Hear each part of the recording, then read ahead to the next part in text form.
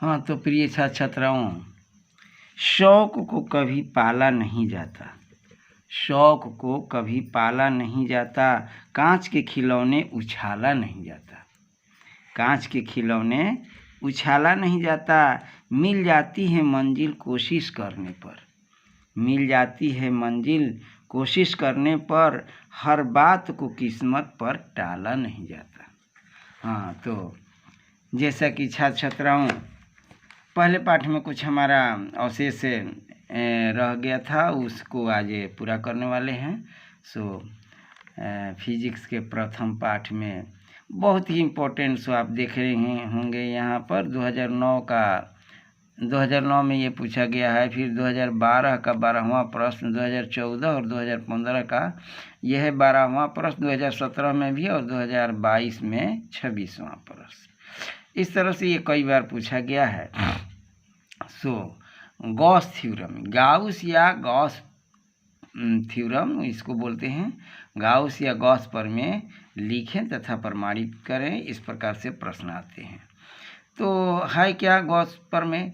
तो गॉस प्रमेय के लिए भाई आपको ये कथन लिखना होगा, यही आपका स्टेटमेंट है। किसी बंद पृष्ठ से होकर गुजरने वाला कुल विद्युत फ्लक्स तल के भीतर उपस्थित कुल आवेश का 1/ε0 गुना होता है। किसी बंद पृष्ठ से होकर गुजरने वाला कुल विद्युत फ्लक्स तल के भीतर उपस्थित कुल आवेश का 1/ε0 गुना होता है। अर्थात फ्लक्स को तो हम फाई या साई से डिनोट करते हैं। तो फाई बराबर हो जाएगा इंटीग्रल, ये क्लोज्ड सरफेस के लिए इंटीग्रल है, और E इंटू डी ई है विद्युत तीव्रता, डी है अल्पांशीय क्षेत्रफल, और इसका मान जो होगा वो होगा कुल आवेश, जो कैपिटल से या स्मॉल से हम सूचित करते हैं।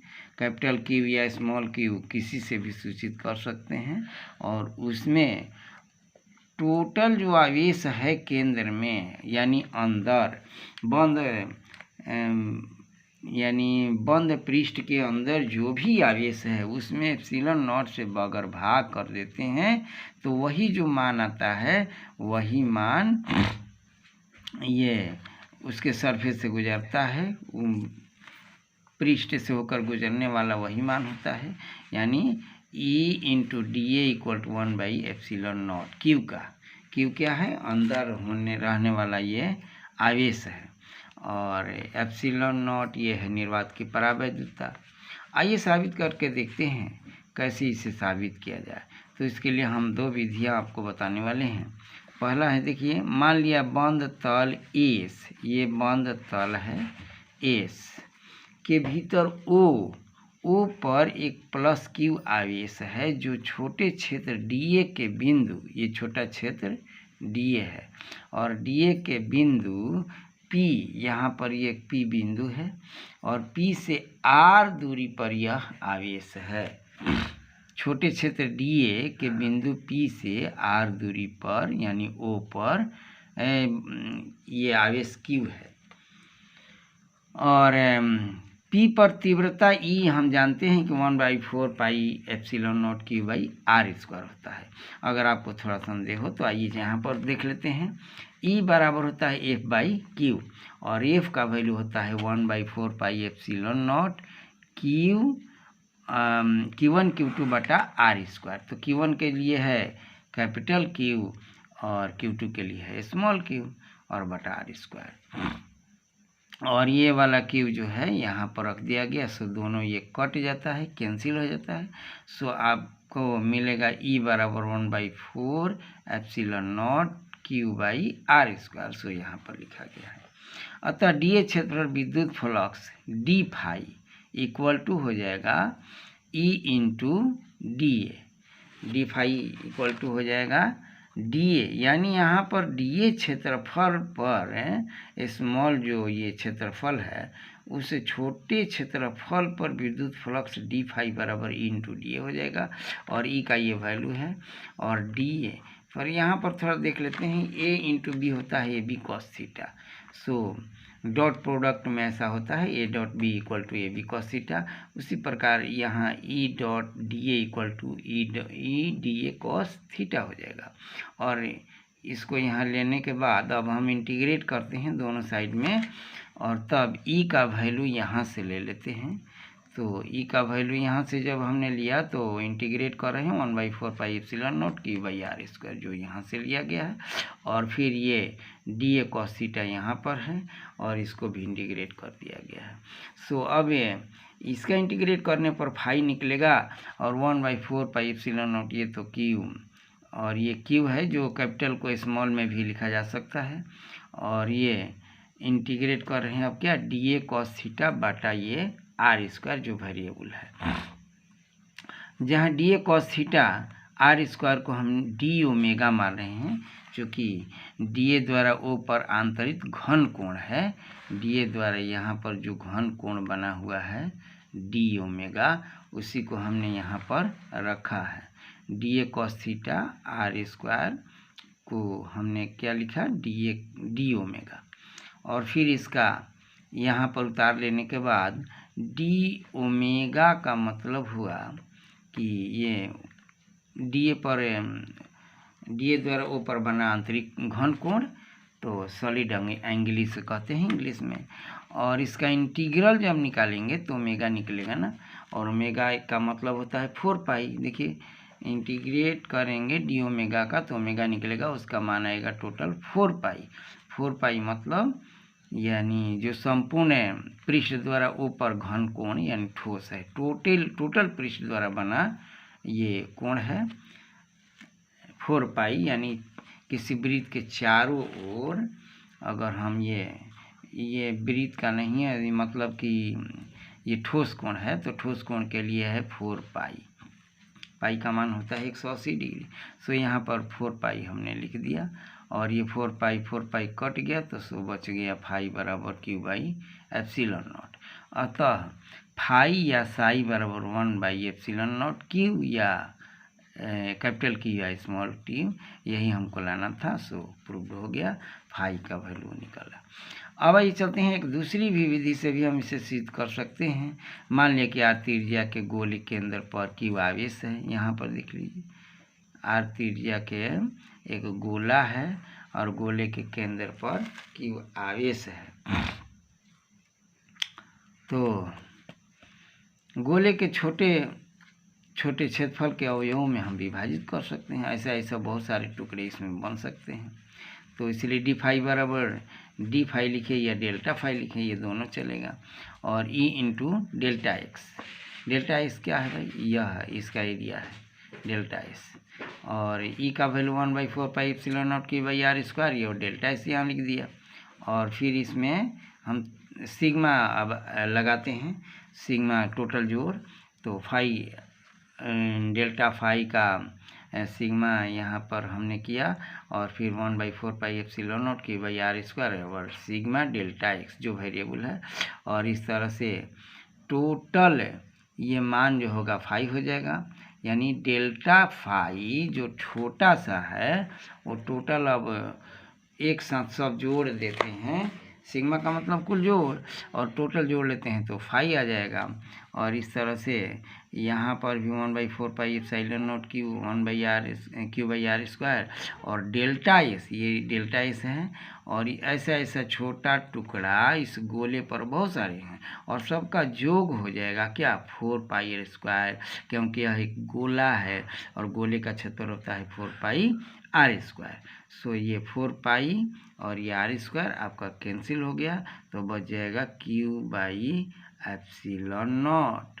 सो आगे और ये फाई बराबर हमको मिल जाता है क्यू बाई एप्सिलॉन नॉट। तो यही हमें निकालना था, यही प्रमाणित करना था कि फाई बराबर क्यू बाई एप्सिलॉन नॉट।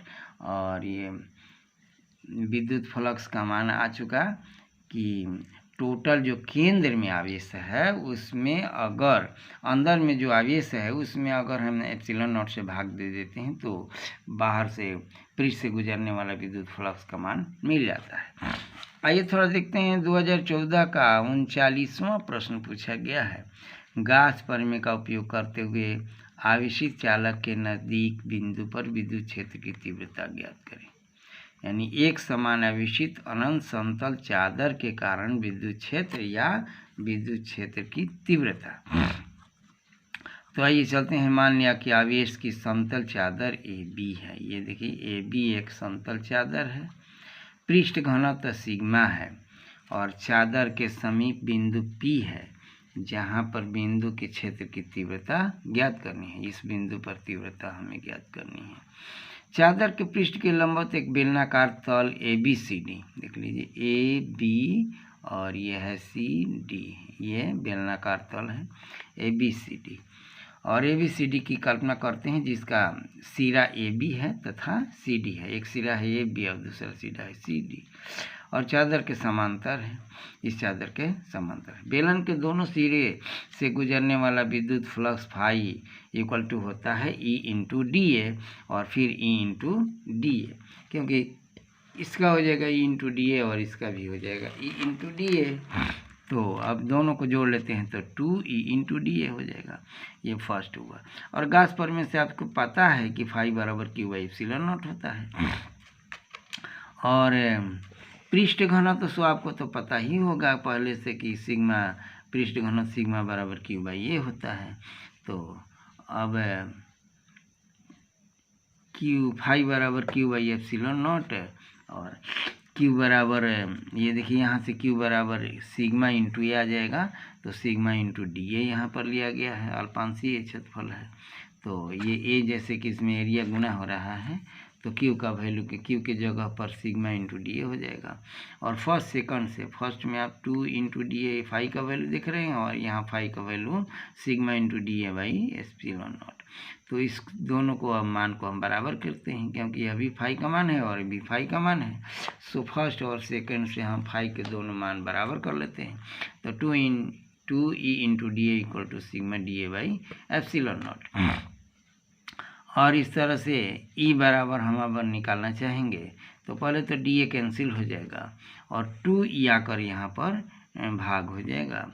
तो पहले देख लेते हैं, यहाँ पर E बराबर लिख लिए, DA कैंसिल हो गया और 2 आकर डिवाइड हो गया, तो सिग्मा/2ε0। सो भाई 2022 में यह ऑब्जेक्टिव प्रश्न भी पूछा गया है कि E बराबर क्या होता है। तो सिग्मा/2ε0 ये जो है आपको ऑब्जेक्टिव में 2022 में पूछा गया है कि E बराबर क्या होता है। सो ऐसा भी आपको देना है। और इसका सदिशीय रूप हो जाएगा E और वेक्टर E और इसके बाद सिग्मा/2ε0 और यहाँ पर यूनिट वेक्टर n दे देते हैं, n का कैप है। आइए चलते हैं। आविष्ट गोले के गोलाकार चालक के कारण विद्युत क्षेत्र की तीव्रता। आविष्ट गोले के गोलाकार चालक के कारण विद्युत क्षेत्र की तीव्रता जब बिंदु P1 गोले के बाहर हो। ये देखिए गोला हमारा ये है और इससे बाहर है, तो फाई बराबर E इंटू DA या A होता है। तो E का मान रख दिया और A का मतलब हो गया 4πr², चूँकि यह गोला है।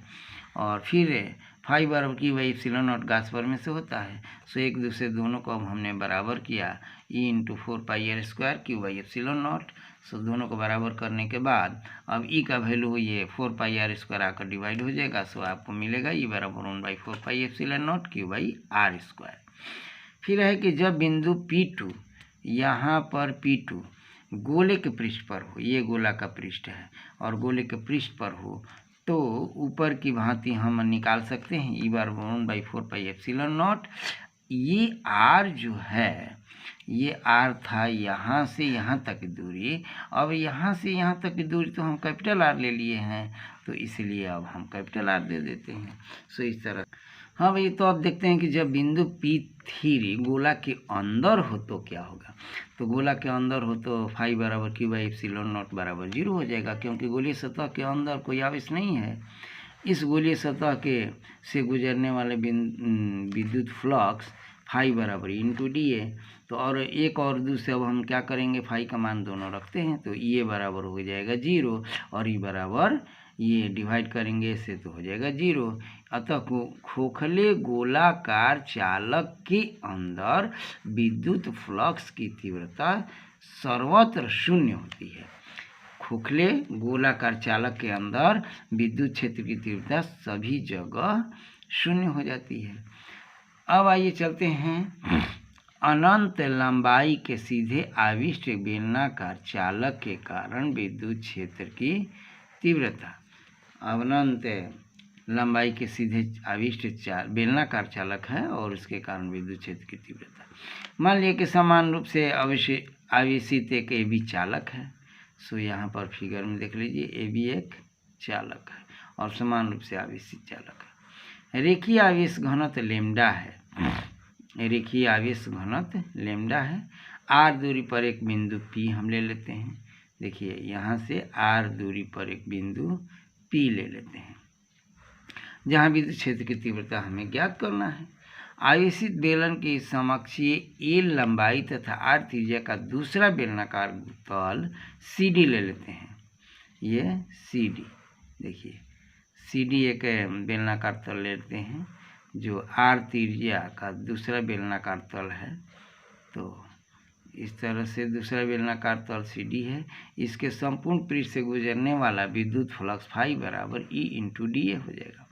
और ई लिख लिए ए का मतलब एरिया, एरिया का मतलब हुआ इस बेलनाकार तल का क्षेत्रफल। तो हो जाएगा 2 पाई आर।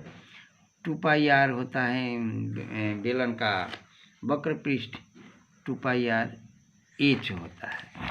तो 2 पाई आर एच होता है तो एच का मान इसमें एल है, एल इसकी लंबाई है। एच के जगह पर 2 पाई आर एच के तो 2 पाई आर एल हो जाएगा चूँकि एच के जगह पर एल है। और ये फर्स्ट करके छोड़ देते हैं। फिर गॉस परमेय से फाई बराबर की बाई एप्सिलॉन नॉट होता है और की लेमडा बराबर की बाई एल होता है। सो ये आपका पृष्ठीय क्षेत्रफल है और ये लेमडा बराबर की बाई एल होता है। तो ये लेमडा और एल में यहाँ पर गुणा हो जाएगा तो क्यू बराबर निकल जाएगा। सो क्यू बराबर हमने लिखा लेमडा एल और रेखीय घनत्व में लेमडा एल हो जाता है और ये फिर एप्सिलॉन नॉट यहाँ पर आ गया। और फिर ये फर्स्ट का मान है ई इन फाई का मान ई इंटू 2 पाई आर एल और ये सेकंड में है और दोनों को बराबर करने के बाद एल कैंसिल हो जाएगा और इसमें से ई बराबर जब हम निकालेंगे तो लेमडा बाई आर, ये वाला आर और 2 पाई यहाँ पर आ जाएगा, एप्सिलॉन नॉट यहाँ है। ई बराबर हो जाएगा 1/2 pi epsilon naught lambda by r. और इसका सदिशीय संकेतन में अगर लिखना हो तो ई को हम एरो से ऐसे दिखाते हैं चूँकि सदिशीय रूप में है। और 1/4 pi epsilon naught lambda by r और आर के फिर यहाँ यूनिट हम वेक्टर दे देते हैं। तो इस तरह से ये सदिशीय संकेतन हो जाता है यूनिट वेक्टर के साथ। और इसी पर आज का हमारा ये वीडियो समाप्त होता है। हाँ तो भाई एक बार तो आप तो जानते ही हैं कि अब मैं क्या कहने वाला हूँ। सो आप थोड़ा अगर आपको ये अच्छा वीडियो लगता हो तो थोड़ा सब्सक्राइब करें, लाइक करें और साथ साथ अपने दोस्तों को भी इसमें शामिल करें। ये कि नोट की तरह भाई मैं दे रहा हूँ, आप चाहें तो इसे आप अच्छा से अपने नोट बना सकेंगे। और जितने भी क्वेश्चन आपके आए हुए हैं एग्ज़ाम में वो सारे क्वेश्चनों को मैं आपके समक्ष रख रहा हूँ। सो आप इसे अगर तैयारी में अच्छे से लगना चाहते हैं तो सभी अच्छे मुख्य प्रश्नों को आप देखें और उसका आंसर के साथ में आपके समक्ष दे रहा हूँ। सो आप इसे अच्छा से पढ़ें और अगला तैयारी के लिए लग जाएं अभी से ही और इस तरह से आप अपना नोट बना सकते हैं। हाँ तो थैंक यू बच्चों।